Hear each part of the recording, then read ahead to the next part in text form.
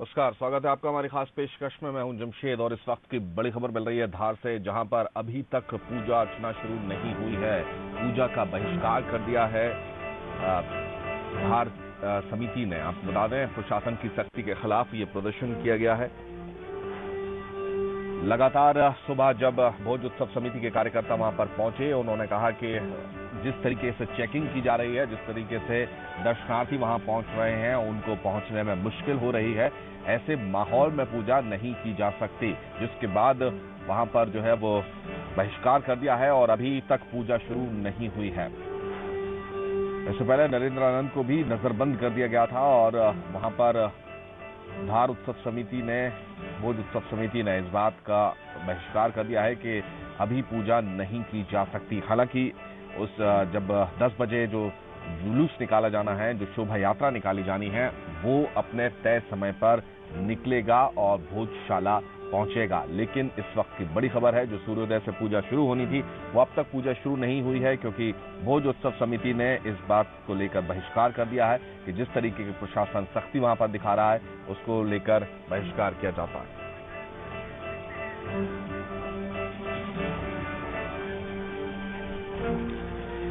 और इस वक्त हमारे साथ इंदौर से जुड़ गए हैं संवाददाता पुनीत विजयवर्गीय। पुनीत, आचार्य नरेंद्रानंद कब निकले हैं भोजशाला के लिए? पुनीत, आपको आवाज मिल रही है?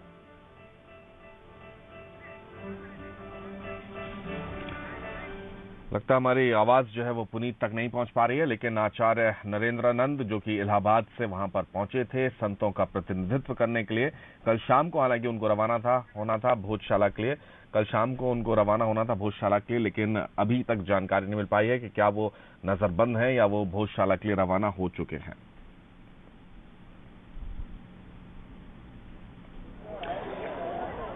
और सीधे रुख करते हैं हमारे संवाददाता दीपक सिंह चौहान का, जो इस वक्त भोजशाला में मौजूद है।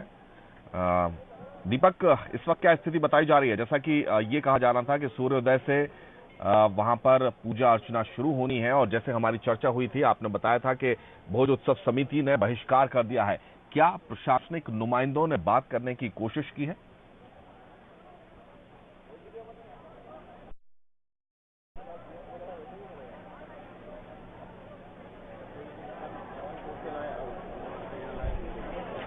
जी हाँ जमशेद जी, मैं आपको बता सकता हूँ कि आज भोजशाला में सुबह 7 बजे से ही जो है वो सरस्वती पूजन का आयोजन होना था।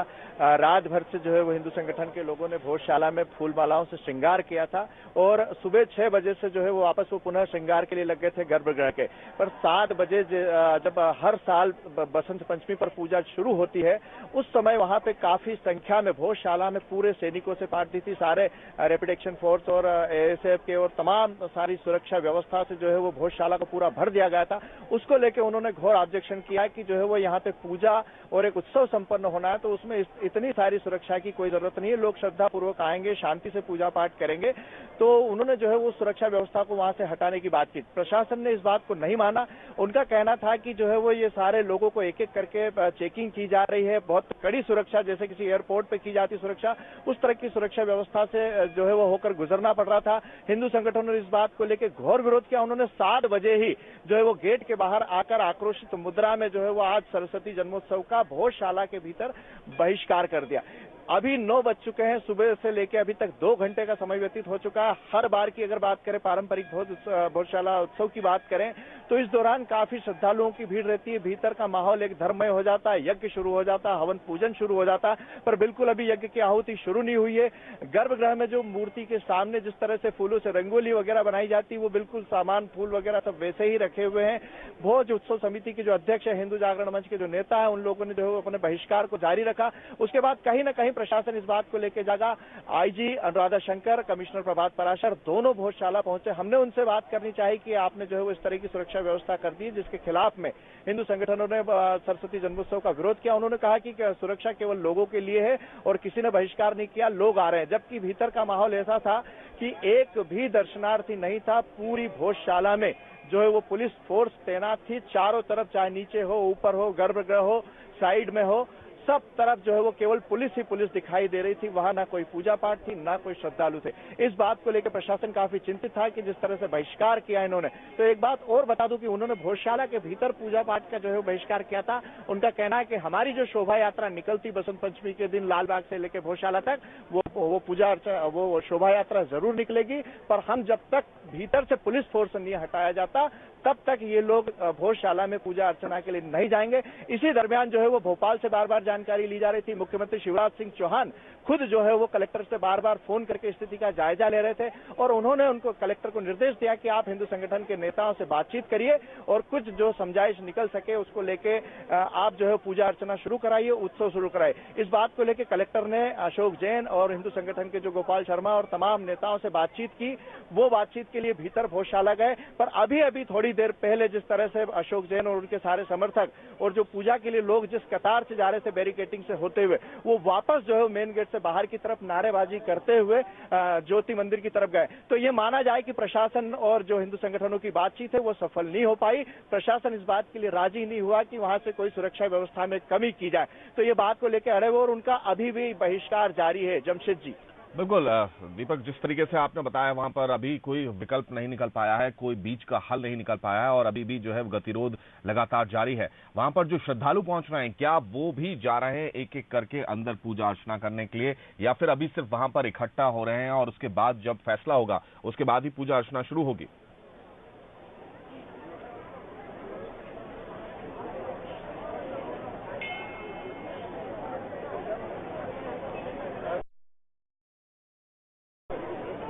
देखिए, जिस तरह से अशोक जैन और कलेक्टर और प्रशासन के अधिकारी भीतर भोजशाला में बातचीत करने के लिए गए थे सुरक्षा व्यवस्था हटाने को लेकर, उस दरमियान कुछ श्रद्धालुओं की लाइनें लगी थी। महिला और पुरुष दोनों ही थे, भीतर भोजशाला में जाने लगे थे। मैं कैमरामैन से कहूंगा कि वो भोजशाला के गेट की तरफ दिखाए कि क्या नजारा।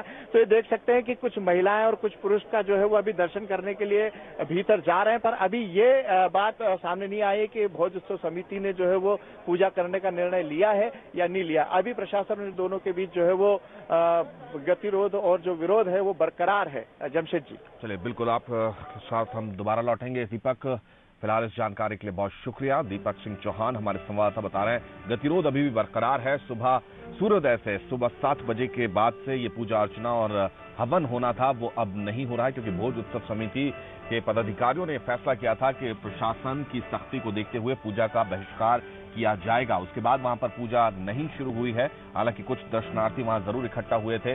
उसके बाद प्रशासन ने बातचीत करके बीच का रास्ता निकालने की कोशिश की, लेकिन बातचीत भी विफल हो गई है और उसके बाद वहां पर नारेबाजी करते हुए वो चले गए। लेकिन अभी ये जो खबर मिल रही है कि 10 बजे जो शोभा यात्रा निकाली जानी है वो शोभा यात्रा तय समय पर निकलेगी और भोजशाला पहुंचेगी। लेकिन फिलहाल इस बात पर अभी भी असमंजस बरकरार है कि क्या पूजा अर्चना 10 बजे के बाद या शोभा यात्रा जब वहां पर पहुंचती है उसके बाद शुरू हो पाएगी या नहीं।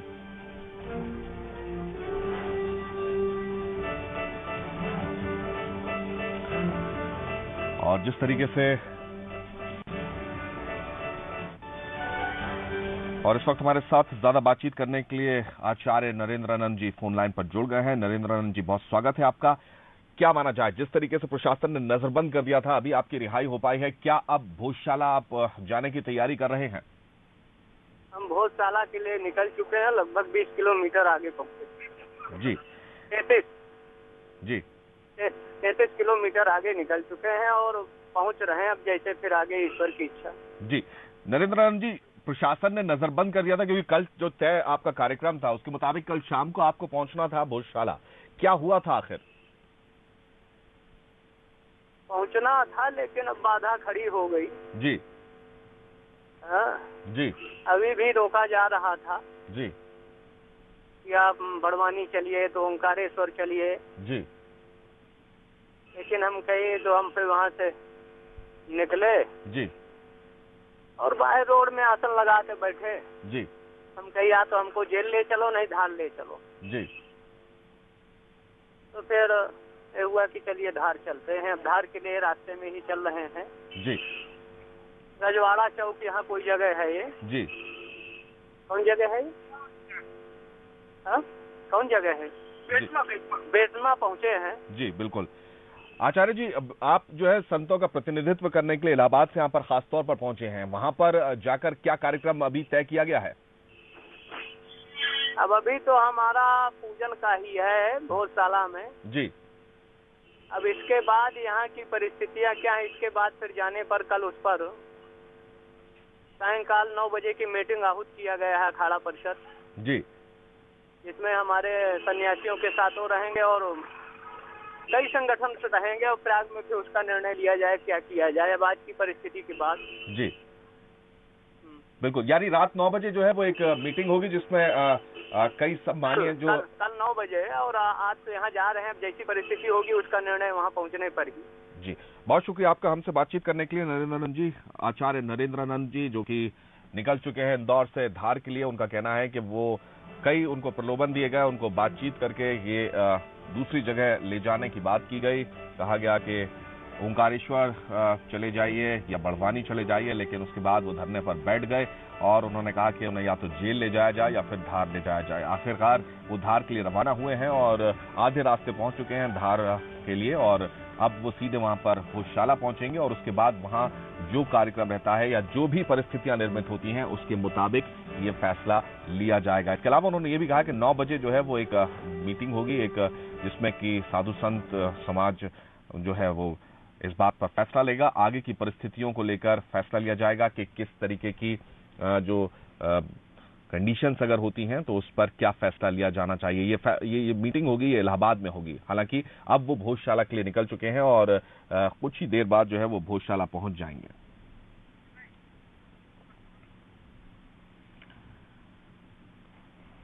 एक बार फिर रुक करते हैं धार भोजशाला का, जहां हमारे संवाददाता दीपक सिंह चौहान इस वक्त मौजूद हैं।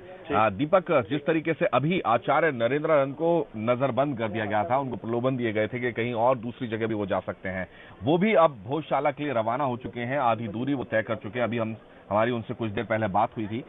40 किलोमीटर वो इंदौर से निकल चुके हैं, पहुंचने वाले हैं वहां पर।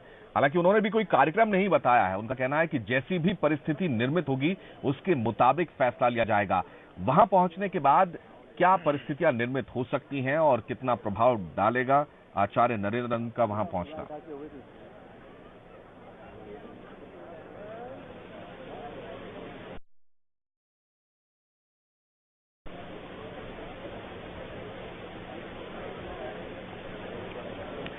जमशेद जी, आचार्य नरेंद्राचार्य जी को लेकर धार जिला प्रशासन और यहाँ मौजूद सारे सुरक्षा अधिकारी काफी चिंतित थे। जैसा कि कल 3 बजे उनको पहुंचना था, हमने बताया था कि तत्काल जो है वो रैपिड एक्शन फोर्स को उस समय तैनात कर दिया गया था। भोजशाला में काफी हलचलें तेज हो गई थी क्योंकि आचार्य नरेंद्राचार्य जी जो है वो एक बहुत बड़े संत है और भोजशाला को लेकर जो है वो इलाहाबाद से ही बयानबाजी करते आ रहे हैं, यहाँ की सरकार के खिलाफ बयानबाजी करते आ रहे हैं। तो सरकार के लिए भी कहीं न कहीं ये एक मुसीबत का विषय बन सकता है कि अगर आचार्य नरेंद्राचार्य जी के साथ कुछ होता है या वो इस तरह से बहिष्कार करते हैं तो अभी इलाहाबाद में जो कुंभ चल रहा है उसमें तमाम संत है, उनको भी लामबंद किया था नरेंद्राचार्य जी ने। तो उनका यहाँ पहुंचना जो है वो प्रशासन के लिए एक सिरदर्द हो सकता है क्योंकि अभी वो जिस तरह से बता रहे हैं कि बेटमा में है, तो बेटमा की दूरी यहाँ से लगभग 35 किलोमीटर है।